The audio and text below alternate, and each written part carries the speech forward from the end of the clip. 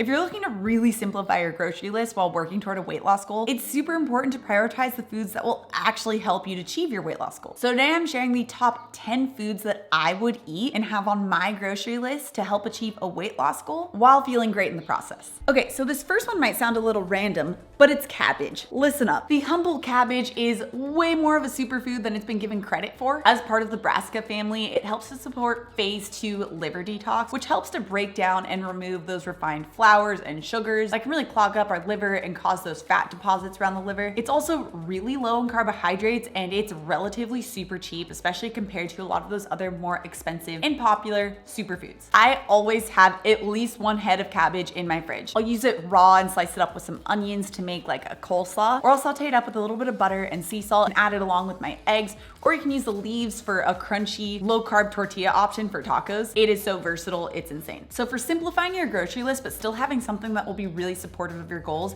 cabbage is amazing. Which if you're new here, my name's Autumn. I'm a certified clinical nutritionist with my master's in nutrition human performance. On my channel, I teach you the science-backed and really delicious ways to achieve your weight loss and wellness goals. So if you're new here, make sure you subscribe. Okay, so this next one is eggs. Eggs are also cheap, really easy to use, and can be made into a ton of different recipes. And you don't have to be a chef in order to make some good egg meals. You can do omelets, you could do egg scrambles, you do hard-boiled eggs, egg bites, frittata. Really, the options are limitless. They also are a really great source of both protein and fat. So if you were in a pinch, you could literally create a full meal from pretty much just eggs. Or you could make it taste amazing and saute up some cabbage and onions to go along with it too. Now, I eat eggs every day for lunch. I always have eggs. In fact, it's why I'm currently raising chickens, because I buy a lot of eggs. Just look how cute these little guys are. How you doing? We got Mocha. This one's Latte. Haven't named her yet. She's pissed I haven't named her yet. Look at that glare. And then you can't, oh, there's Coco. Okay, so the third thing is a high quality salt. I actually have a couple different salts that I use. I use Celtic sea salt, and then I also have, which I need to refill this, it's pretty low, Redmond salt as well. I like to use this one for cooking. It's just a little bit easier to sprinkle. Which salt unfairly got a bad reputation for a long time, but it's actually literally an essential nutrient that we need for our bodies to function. We need it to send signals from our brain to the rest of our body. We need it for fluid balance, and conveniently enough, adding it to our food helps to naturally bring out the flavor of that food. So even if you are using just less overall ingredients to keep your grocery list a little bit lighter and easier, salt can help to naturally pump up those flavors.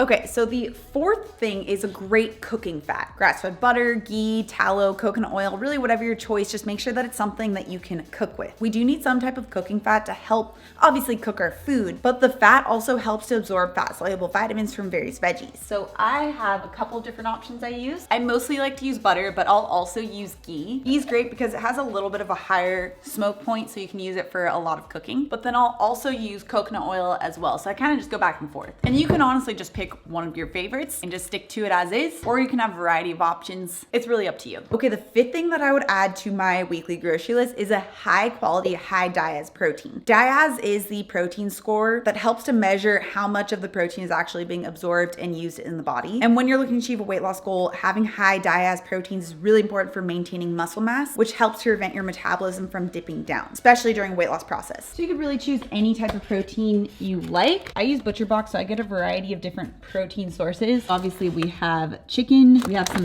salmon, which I've recently forced myself to like, grass-fed beef. If I had to live off of just one of these different protein sources, ground grass-fed beef would be my personal choice, just because it is so versatile. You can use it in so many different ways. It's so highly satiating and has a ton of really great micronutrients. But you could even just pick one that you really like and that works for you and just keep it simple. If you're more plant-based, for the highest diet score option, you'll want to go with tempeh. It's a fermented soy product, or of course protein powder is another good option. Okay, so the sixth item are onions and garlic. So I know it's technically 2 items, but I feel like they really go together. I always have both of these on hand. They are a zero sugar way to flavor food. They're also extremely versatile. You can get a bunch of different types of onions, like green onions or yellow onions or red onions. They taste amazing sauteed or raw in different salads. And then of course we have garlic, which pretty much onions and garlic were just made for each other. Just combining these two alone with your cooking oil of choice and then also your protein can add a ton of flavor without adding sugar or a lot of starches that would work against your weight loss goal. Okay, so the seventh one is also kind of a cop-out because it's kind of like an all-encompassing category, but this is fermented dairy products. So it can be cheese or Greek yogurt. Both are very high in protein. They're very low in lactose. For the vast majority of people who are lactose intolerant, they can enjoy cheese or Greek yogurt because it's been fermented out. And just by sticking to the cheese category, you get high quality sources of both protein and fat. So it helps to boost satiety, and there's even been studies showing that full fat dairy products are inversely associated with obesity. So it might seem counterintuitive to maybe like the old school low fat days, but research is showing that those full fat dairy products are actually beneficial for weight loss goals, assuming you don't have a dairy allergy, of course. And you can add cheese onto different meals like the scrambled eggs, or if you're to make grass-fed burgers and put some cheese on top. And by switching up the type of cheese you're using, you can also get variety there. So feta cheese, blue cheese, cheddar, Swiss, really up to you. We get really big bricks of cheese in our house because we use a lot of it. So we get big bricks of sharp cheddar that we get from Costco. This is actually like the end of it. You can see it's a lot longer. Usually it's like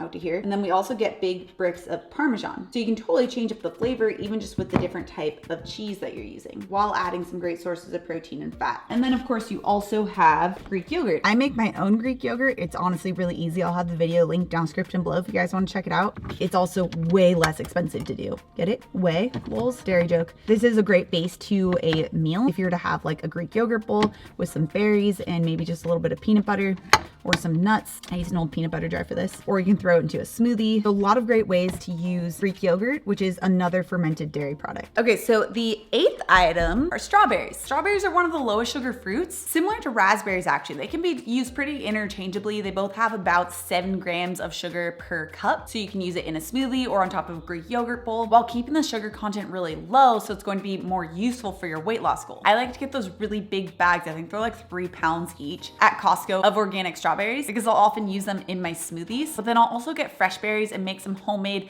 0 sugar whipped cream and have that as a dessert within my eating window when I'm feeling like it. Okay, so the ninth thing is also kind of a cop-out, but it's a well-stocked herb and spice drawer. You can have protein, onions, garlic, and your cooking fat, all the things we mentioned earlier, and just a well-stocked spice drawer, and you can make unlimited varieties of meals. Cayenne, turmeric, and cardamom, you can make an Indian dish. Or with chili powder, cumin, and coriander, you can make a great Mexican dish. Or simply top your scrambled eggs with everything but the bagel seasoning, and it's pretty awesome. So having a well-stocked herb drawer can make it super easy to have a pretty basic grocery list of just your protein, your onions, your garlic, and your cooking fat, but totally switch up your meals. Like some of my favorites are paprika. I use that in combination with oregano and even the ground garlic a lot. You could even add some of these to smoothies, like ground ginger is amazing in a smoothie to add a little bit of zest. Ground mustard seed with paprika is great to add on a rub that you're then going to grill your meat with. And of course, cinnamon is always a great go-to in either smoothies or if you're making like an African or Indian inspired dish. So well-stocked herb and spice drawer is